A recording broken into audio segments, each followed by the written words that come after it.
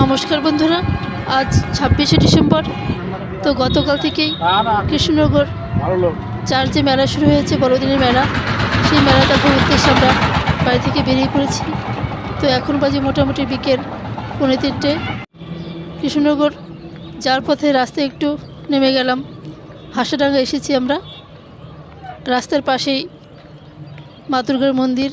হাজব্যান্ডের কাছে বায়না করলাম যে আমি একটু মন্দিরে ঢুকবো, মন্দিরে ঢুকে একটু দেখবো, একটু ভিডিও করব, তারপরে বেরিয়ে এসে আবার টোটোতে চেপে কৃষ্ণনগর যাব।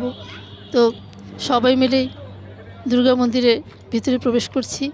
হাজব্যান্ড ও ভাসুরের ছেলে ছিল টোটোতে, ওনারা একটু সামনে দিকে এগিয়ে গেলেন, আমি পেছন পেছন যাচ্ছি। তো বন্ধুরা, অনেকের মুখে শুনেছি এবং ভিডিওতে দেখেছি সবার যে দুর্গা মন্দিরের ভিডিও ছবি। তো আমার খুবই ভালো লাগে সেই ভিডিওগুলো দেখে। তো এখানে এসে উপভোগ করছি এবং দেখছি যে সত্যি এত সুন্দর একটা জায়গা। আমাদের বাড়ি থেকে খুব একটা বেশি দূরে নয়, তবে এত সুন্দর জায়গাটাকে মিস করছিলাম। তো মন্দিরে ঢোকার আগেই জুতো রেখে ঢুকতে হয়, জুতোটা রেখে আমরা ঢুকছি। দেখতে পাচ্ছেন চারিদিকে সুন্দর ফুলের বাগান, ঝাউ গাছ, বলার কোনো ভাষা নেই। এত সুন্দর একটা জায়গা, আমার খুবই ভালো লাগছিল। তো হাজব্যান্ড দেখতে পাচ্ছেন, হাজব্যান্ডকে, তারপরে ভাসুরের ছেলে।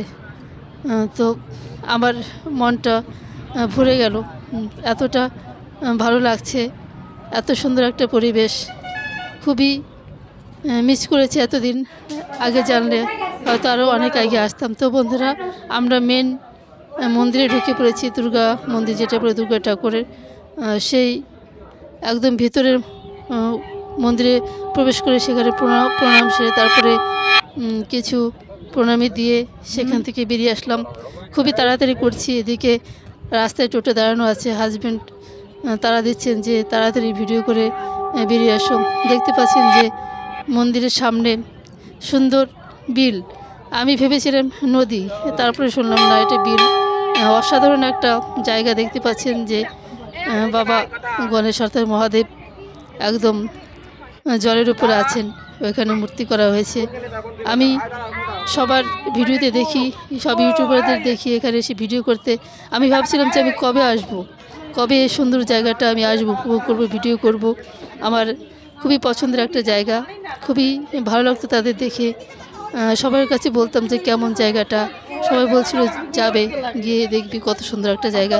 খুবই ভালো লাগে। দেখতে পাচ্ছেন আমার এই মহাদেবের মূর্তিটা দেখে আমার মনটা জুড়িয়ে গেল। খুবই ভালো লাগছে, বলার কোনো ভাষা নেই। আর তার থেকেও ভালো লাগছে সামনের পরিবেশটা, অনেক বড় একটা বিল এবং বিলের জলটা খুবই সুন্দর। এদিকে হাজব্যান্ড বারে ফোন করেছিল যে আমরা রাস্তায় টোটোতে বসে আছি, তাড়াতাড়ি চলে এসো। তো আমি সেখান থেকে বেরিয়ে আসছি তাড়াতাড়ি। আমার আসতে ইচ্ছে করছিল না, খুবই ভালো লাগছিল, আরও অনেকক্ষণ থাকতে ইচ্ছে করছিল। তো বন্ধুরা, বেরিয়ে এসে আবার রওনা দিয়েছি কৃষ্ণনগর যাওয়ার উদ্দেশ্যে। তো বন্ধুরা, আজকের ব্লগটা এখানেই শেষ করলাম।